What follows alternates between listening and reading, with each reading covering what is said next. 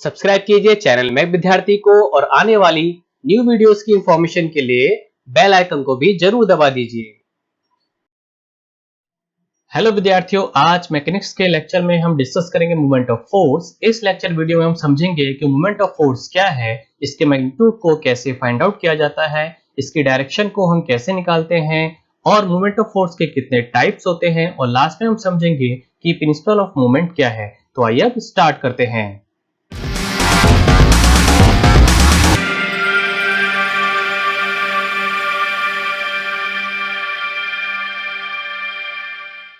तो moment of force क्या है, तो इसको समझने के लिए सबसे पहले एग्जांपल लेते हैं डोर का। डोर में हमने देखा है कि उसकी एक साइड हिंज साइड होती है और दूसरी साइड पर फोर्स को अप्लाई किया जाता है। फोर्स को अप्लाई करने से जो उसकी हिंज साइड है, जिसको हम यहाँ पर एक्सिस ऑफ रोटेशन बोल रहे हैं, उसके अबाउट डोर रोटेट होता है। इसी तरह से जैसे आपने स्पैनर देखा होगा, स्पैनर का यूज किसी नट को टाइट या लूज करने के लिए होता है। तो जब हम स्पैनर की एक साइड पर फोर्स अप्लाई करते हैं तो ये रोटेट होता है, जिससे कि नट टाइट या लूज होता है। तो यहाँ हम देख रहे हैं कि फोर्स का यूज किस लिए हो रहा है, ऑब्जेक्ट को रोटेट कराने के लिए। हमें पता है कि फोर्स क्या करता है, किसी भी ऑब्जेक्ट को मूव करा सकता है या उसको स्टॉप कर सकता है। उसके अलावा फोर्स की एक ये प्रॉपर्टी भी होती है कि वो ऑब्जेक्ट को रोटेट भी करा सकता है। तो यहाँ से हमें पता चलता है कि फोर्स की वो टेंडेंसी जो किसी ऑब्जेक्ट को किसी एक्सिस के अबाउट, जैसे यहाँ पर डोर था वो इस एक्सिस के अबाउट रोटेट हो रहा है, घूमता है। उसी तरह से यहाँ स्पैनर था, वो नट के अबाउट रोटेट होता है। तो फोर्स की वो टेंडेंसी जो किसी ऑब्जेक्ट को किसी एक्सिस के अबाउट रोटेट करा दे, घुमा दे, तो उसको बोला जाता है मूवमेंट ऑफ फोर्स। इसको हम ऐसे ही बोल सकते हैं कि फोर्स की वो एबिलिटी जो कि किसी ऑब्जेक्ट में रोटेशनल मोशन को प्रोड्यूस कर दे, उसको कहा जाता है मूवमेंट ऑफ फोर्स। और मूवमेंट ऑफ फोर्स को हम टॉर्क के नाम से भी जानते हैं। तो मूवमेंट ऑफ फोर्स का मैग्नीट्यूड कैसे निकाला जाता है? बेसिकली मूवमेंट ऑफ फोर्स का मैग्नीट्यूड प्रोडक्ट होता है अप्लाइड फोर्स का और जिस पॉइंट के अबाउट मूवमेंट अप्लाई हो रहा है, उस पॉइंट से जो फोर्स की लाइन ऑफ एक्शन होगी उसकी परपेंडिकुलर डिस्टेंस का। यानी कि movement of force is equal to force into perpendicular distance of point जिसके अबाउट मूवमेंट अप्लाई हुआ है। जैसे मान लीजिए यहाँ पर एक पॉइंट O है, इस पॉइंट पर हमने मूवमेंट अप्लाई हुआ है, तो मूवमेंट को अप्लाई करने के लिए यहाँ पर एक फोर्स F लगाई है। फोर्स F को हम डिनोट कर रहे हैं AB लाइन से। अब पॉइंट O से हम इस लाइन AB पर एक परपेंडिकुलर डाल देते हैं और इसकी जो बीच की डिस्टेंस या जो लेंथ है उसको डिनोट करते हैं D से। तो moment M is equal to क्या होगा, F इंटू डी। यानी कि जो फोर्स F अप्लाई हुई है इस पॉइंट O पर मोमेंट को लगाने के लिए और इनकी बीच जो डिस्टेंस है D, उन दोनों का मल्टीप्लिकेशन होगा मोमेंट M। यहाँ पर एग्जांपल के लिए जैसे एक हमारे पास स्पैनर है, स्पैनर इस पॉइंट के अबाउट रोटेट हो रहा है, इसको हमने मान लिया O, यानी जो नट के अबाउट स्पैनर रोटेट हो रहा है वो है O, और यहाँ पर फोर्स अप्लाई हुई है इस साइड में, इसको डिनोट किया हमने F से। अब फोर्स की लाइन ऑफ एक्शन ये होगी, इसके बाद हम फोर्स को लगा रहे हैं और यहाँ जब हमने फोर्स लगाई है इस पॉइंट से ये जो पॉइंट है O जहां पर मूवमेंट अप्लाई हुआ है उसके बीच जो डिस्टेंस है उसको अगर डिनोट कर दें D से, तो इस पॉइंट O यानी जो नट है वहां पर जो टोटल मूवमेंट अप्लाई होगा वो होगा F इंटू डी। तो इस तरह से हम निकालते हैं मूवमेंट ऑफ फोर्स का मैग्नीट्यूड। अब मूवमेंट ऑफ फोर्स की यूनिट क्या होती है, क्योंकि हमें पता है फोर्स की यूनिट होती है न्यूटन और डिस्टेंस की यूनिट होती है मीटर।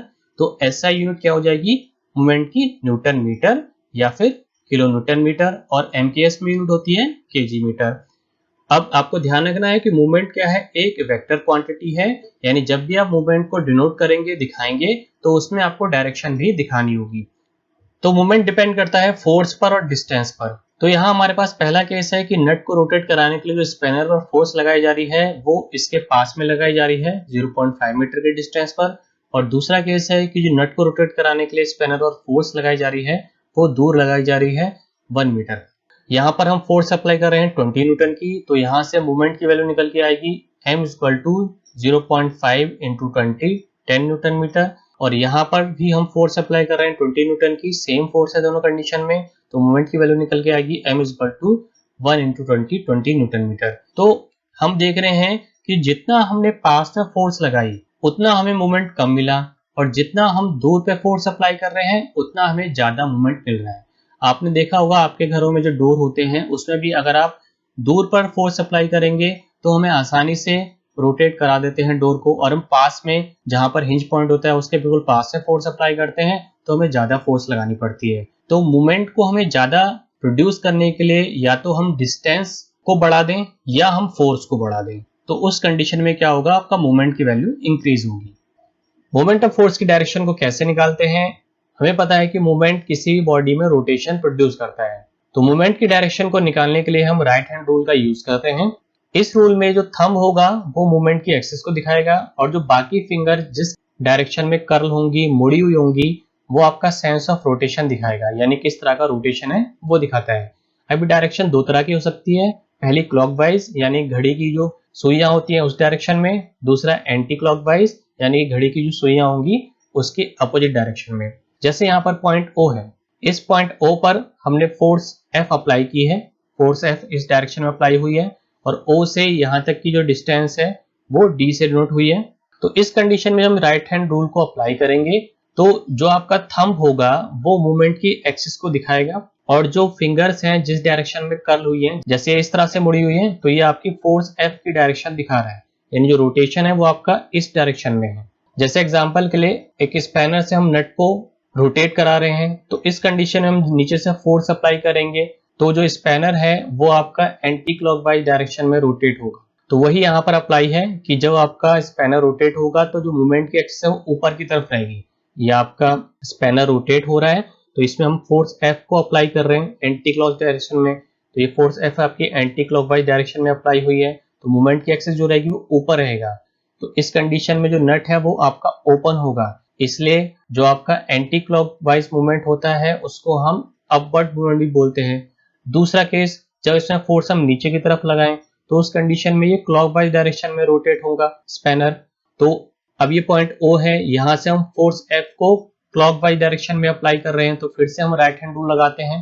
तो राइट हैंड रूल से हमें जो मूवमेंट की एक्सिस मिलेगी वो नीचे की तरफ मिलेगी, जो थंब है वो आपका नीचे की तरफ डायरेक्शन दिखा रहा है और जो आपकी फिंगर्स कर्ल हुई हैं, मुड़ी हुई हैं, वो आपकी क्लॉकवाइज डायरेक्शन में फोर्स की डायरेक्शन दिखा रही है।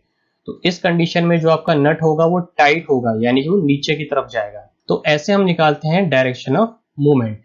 मूवमेंट ऑफ फोर्स के क्या क्या टाइप्स होते हैं? पहला है इसमें क्लॉकवाइज मूवमेंट। तो क्लॉकवाइज मूवमेंट वो मूवमेंट होता है जो किसी बॉडी को क्लॉकवाइज डायरेक्शन में रोटेट करा दे या टर्न करा दे, यानी कि जो बॉडी है वो आपकी मूवमेंट की वजह से घड़ी की जो सुइयां हैं उसकी डायरेक्शन में रोटेट हो जाए या टर्न हो जाए, तो उसको बोला जाता है क्लॉकवाइज मूवमेंट। और क्लॉकवाइज मूवमेंट को जनरली नेगेटिव कंसीडर किया जाता है। दूसरा जो है वो आपका एंटी क्लॉकवाइज मूवमेंट है। तो एंटी क्लॉकवाइज मूवमेंट वो मूवमेंट है जो किसी बॉडी को एंटी क्लॉकवाइज डायरेक्शन में रोटेट या टर्न करा दे, तो उसको हम कहते हैं एंटी क्लॉकवाइज मूवमेंट। यानी ऐसा मूवमेंट जो किसी बॉडी को जो घड़ी की सुइयां होती हैं उसकी अपोजिट डायरेक्शन में रोटेट कराता है, तो उसको एंटी क्लॉकवाइज मूवमेंट कहा जाता है। और जो एंटी क्लॉकवाइज मूवमेंट होता है उसको हम जनरली पॉजिटिव कंसीडर करते हैं। तो क्लॉकवाइज मूवमेंट को हम कंसीडर करते हैं नेगेटिव और एंटी क्लॉकवाइज को कंसीडर करते हैं हम पॉजिटिव। तो लास्ट में हम समझते हैं कि प्रिंसिपल ऑफ मूवमेंट क्या है। तो इसके अकॉर्डिंग अगर किसी बॉडी पर मल्टीपल फोर्सेस एक्ट कर रही हैं और वो बॉडी इक्विलिब्रियम में है, तो किसी भी पॉइंट के अबाउट जो मूवमेंट्स होंगे उनका जो अलजेब्रिक सम होगा वो जीरो होना चाहिए। यानी कि जब बॉडी इक्विलिब्रियम में है तो उस कंडीशन में sum of clockwise movement is equal to sum of anti clockwise movement. हमें पता है कि क्लॉकवाइज मूवमेंट को हम नेगेटिव दिखाते हैं और एंटी क्लॉकवाइज मूवमेंट को पॉजिटिव दिखाते हैं, तो इन दोनों का जो समेशन होगा वो जीरो होगा। तो इसको हम इस तरह से भी लिख सकते हैं कि sum of clockwise movement is equal to sum of anti clockwise movement. जैसे कि यहाँ पर एक सीसॉ है, इसकी दो साइड है, एक साइड पर पॉइंट ए पर 800 न्यूटन लोड अप्लाई हो रहा है, इसकी वजह से जो मूवमेंट इसमें अप्लाई होगा वो आपका क्लॉकवाइज मूवमेंट होगा। दूसरी जो आपकी साइड है बी, वहां पर 400 न्यूटन का लोड रखा हुआ है, इसकी वजह से जो मूवमेंट अप्लाई होगा वो एंटी क्लॉकवाइज मूवमेंट अप्लाई होगा। तो ये दोनों जो मूवमेंट्स हैं इनके द्वारा जो प्रोड्यूस होंगे वो आपस में इक्वल होने चाहिए, तो ये इक्विलिब्रियम की कंडीशन में रहेगी, यानी कि जो सीसॉ है ये बिल्कुल सेम पोजीशन पे रहेगा। तो यहाँ से जो डिस्टेंस है 800 न्यूटन लोड की वो 1 मीटर है और 400 न्यूटन लोड की 2 मीटर है। बी पर जो मूवमेंट अप्लाई होंगे वो हो जाएगा 400 into 2 is equal to 800 newton meter, और जो ए पर मूवमेंट अप्लाई हो रहे हैं वो हो जाएगा 800, इतनी फोर्स है और डिस्टेंस है डी 1 मीटर, तो 800 into 1 is equal to 800 newton meter. तो यहाँ से हम देख रहे हैं कि यहाँ बी का जो मूवमेंट है और जो ए के मूवमेंट है वो आपस में इक्वल आ रहे हैं, तो ये आपका सीसॉ इक्विलिब्रियम में है। यानी कि क्लॉकवाइज जो मूवमेंट है वो आपके एंटी क्लॉकवाइज मूवमेंट के बराबर है। जब ये कंडीशन आपकी एप्लीकेबल होती है तो उस कंडीशन में जो बॉडी है वो आपकी इक्विलिब्रियम में रहेगी। तो इस लेक्चर को मैं यहीं पर एंड करता हूं। आई होप आप सभी को ये लेक्चर पसंद आया होगा। तो प्लीज इस लेक्चर वीडियो को लाइक करें, अपने दोस्तों के साथ शेयर करें, और अगर अभी तक आपने इस चैनल को सब्सक्राइब नहीं किया है तो प्लीज इसे सब्सक्राइब कर लें, क्योंकि इसी से मुझे मोटिवेशन मिलता है कि मैं आपके लिए इस तरह के और लेक्चर लाता रहूं। Thank you.